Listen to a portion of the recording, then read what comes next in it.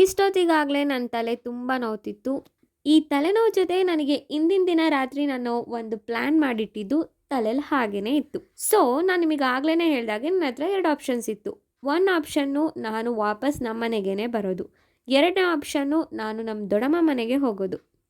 So definitely ನಾನು ಎಲ್ರಿಗೂ surprise ಮಾಡಬೇಕು ಅಂತ ಹೇಳಿ 2ನೇ ಆಪ್ಷನ್ನೇ ಚೂಸ್ ಮಾಡಿಕೊಂಡು ಭದ್ರಾವತಿಯಿಂದ ಶಿವಮೊಗ್ಗ ಹೋಗಿ ಶಿವಮೊಗ್ಗದಿಂದ ನ್ಯಾಮತಿಗೆ ಹೊರಟೆ. ಆ್ಯಂಡ್ ಲಿಟ್ರಲಿ ಯಾರಿಗೂ 1% ಸಹ ನಾನು ಬರ್ತೀನಿ ಅನ್ನೋದು ತಲೆಯಲ್ಲಿ ಥಾಟು ಸಹ ಬಂದಿರಲಿಲ್ಲ. ಆ್ಯಂಡ್ ಅದು ನನಗೆ ತುಂಬಾ ಚೆನ್ನಾಗಿ ಗೊತ್ತಿತ್ತು ನಾನು ಬರ್ತೀನಿ ಅಂತ ಇವ್ರು ಯಾರೂ ಅಂದ್ಕೊಂಡಿರಲಿಲ್ಲ. ಸೊ ಯಾರ್ಯಾರು ಹೆಂಗೆ ರಿಯಾಕ್ಟ್ ಮಾಡಿದ್ದಾರೆ ಅಂತಲೂ ಹಾಕ್ತೀನಿ ನೋಡಿ.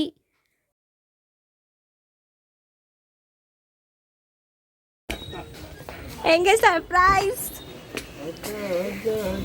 ನಾನು ಬರೋದು 1% ಯಾರಿಗೂ ಗೊತ್ತಿಲ್ಲ.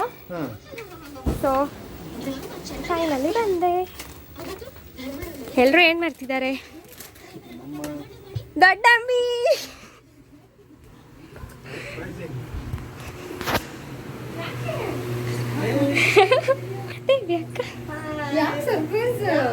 ಸುಮ್ಮನೆ ಅದೇ ಸರ್ಪ್ರೈಸ್ ಕೊಡ್ಬೇಕಂತ. ಏನು ಅನಿಸ್ತಿದೆ ಫ್ರೆಂಡ್ಸ್ ನಾನು ಬಂದಿದ್ದು? ಎಸ್ ಮಮ್ಮಿಗೆ ಹೆಂಗೆ ಚಮಕ್ ಕೊಟ್ಟೆ ಯಾರಿಗೂ ಗೊತ್ತಿಲ್ಲ.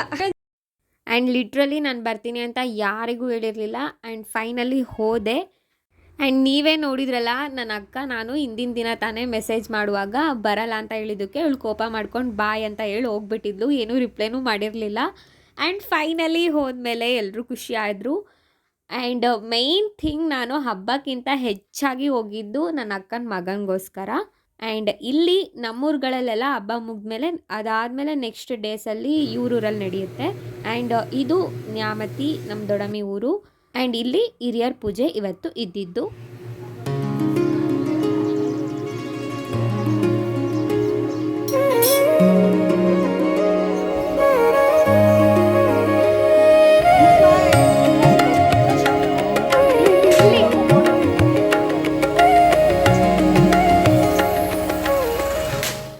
ಇವಾಗ ತಾನೇ ಮಲ್ಕೊಂಡೆದ್ದಿದ್ದ, ಹಾಗಾಗಿ ಅವನಿನ್ನು ಫಾರ್ಮಿಗೆ ಬಂದಿಲ್ಲ. ಸೊ ನಗ್ತಿಲ್ಲ ಜಾಸ್ತಿ. ಆ್ಯಂಡ್ ಎಲ್ಲರೂ ಒಟ್ಟಿಗೆ ದೇವಸ್ಥಾನಗಳಿಗೆ ಹೋಗ್ತಾ ಇದ್ದೀವಿ. ಬನ್ನಿ ನಿಮ್ಮನ್ನು ಕರ್ಕೊಂಡು ಹೋಗ್ತೀನಿ. ಆ್ಯಂಡ್ ಇನ್ನೊಂದು ನನಗೆ ತುಂಬ ಇಷ್ಟ ಆಗಿದ್ದೇನೆಂದರೆ ಇವರಲ್ಲಿ ಹಬ್ಬದ ವೈಬ್ಸು ಎಷ್ಟು ಚೆನ್ನಾಗಿದೆ ಅಂದರೆ ಎಲ್ಲರ ಮನೇಲೂ ಲೈಟಿಂಗ್ಸ್ ಹಾಕಿ ಎಷ್ಟು ಚೆನ್ನಾಗಿ ಮಾಡಿದ್ದಾರೆ. ಆ್ಯಂಡ್ ನಮ್ಮೂರುಗಳಲ್ಲೆಲ್ಲ ಇದು ತುಂಬ ಕಮ್ಮಿ ಅಪ್ಪ, ಜನಗಳು ಇದ್ರೂ ಇಲ್ಲದೆ ಇರೋ ಥರ ಇರ್ತಾರೆ.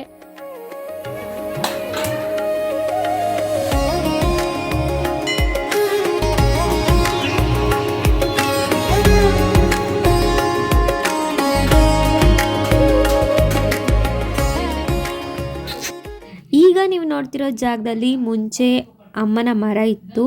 ಸೊ ಈಗ ಅದನ್ನು ಕಡ್ದಿರೋದ್ರಿಂದ ಈ ಥರ ಕಾಣಿಸ್ತಾ ಇದೆ.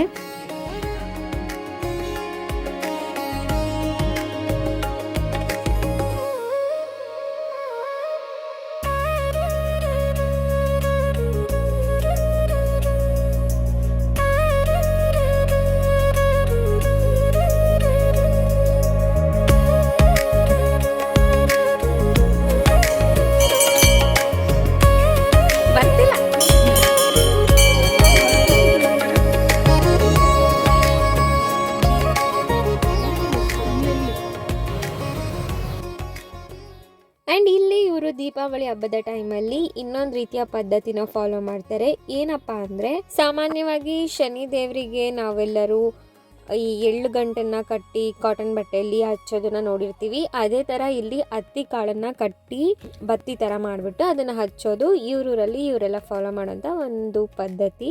ಆ ಹತ್ತಿ ಕಾಳು ಬತ್ತಿಗಳನ್ನೇ ನಮ್ಮ ದೊಡ್ಡಮ್ಮಿ ಇಲ್ಲಿ ಹಚ್ತಾ ಇದ್ದಾರೆ.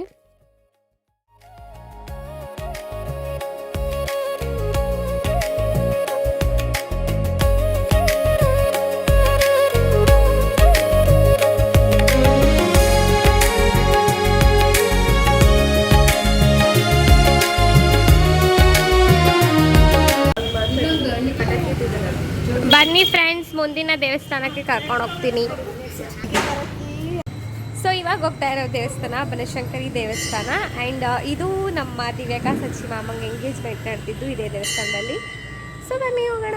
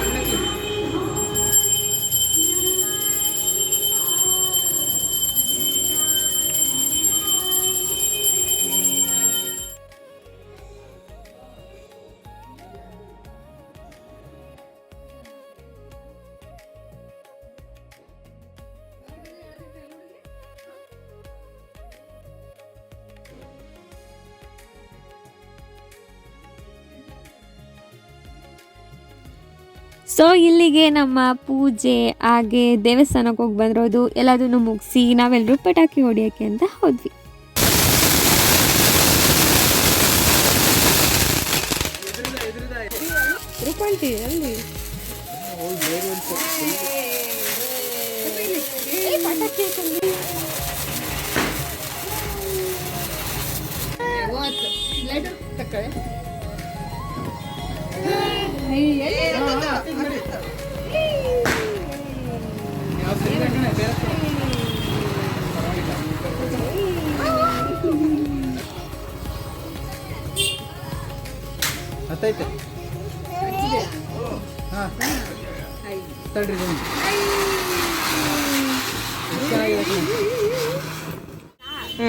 ಯಾರ್ಯಾರು ಬಿಗ್ ಬಾಸ್ ನೋಡ್ತಿರೋ ಅವ್ರಿಗೆ ಒಬ್ಬೊಬ್ರು ಫೇವ್ರೆಟ್ ಕಂಟೆಸ್ಟೆಂಟ್ ಇರ್ತಾರೆ. ನನಗೆ ಗಿಲ್ಲಿ ಅಂದರೆ ಇಷ್ಟ.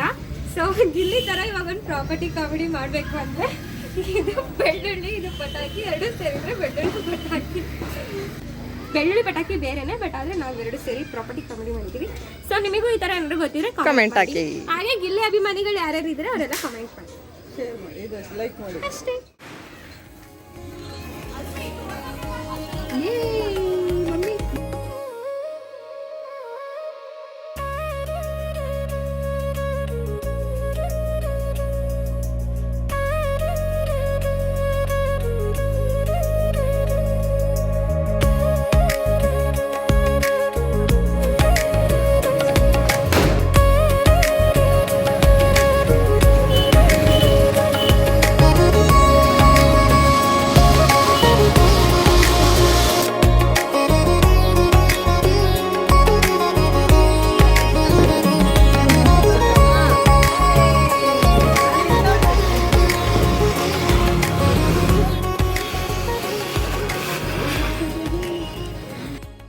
ಪಟಾಕಿ ಹೊಡಿತಿದ್ದಾಳೆ ಹಂಗಂದ್ರೆ ಖುಷಿಗೆ ಪರಿಸರ ಪ್ರೇಮ ಇಲ್ವಾ ಅಂತ ನೀವು ಅಂದ್ಕೊಳ್ಬಾರ್ದು.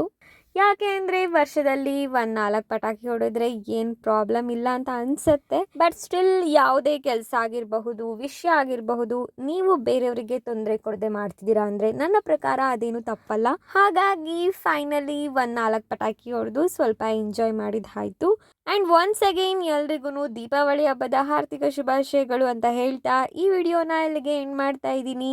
ಸೈನಿಂಗ್ ಆಫ್ ಎಂತೆ ನಿಮ್ಮ ಖುಷಿ. ಐ ಹೋಪ್ ನಿಮಗೆ ಈ ವಿಡಿಯೋ ಇಷ್ಟ ಆಗಿರುತ್ತೆ ಅಂತ. ಇಷ್ಟ ಆದರೆ ಲೈಕ್ ಮಾಡಿ, ಶೇರ್ ಮಾಡಿ, ಹಾಗೆ ನನ್ನ ಚಾನಲ್ನ ಸಬ್ಸ್ಕ್ರೈಬ್ ಮಾಡಿ ಅಂತ ಹೇಳ್ತಾ ಬಾಯ್. Stay tuned for my upcoming vlogs. Thank you for watching. Bye.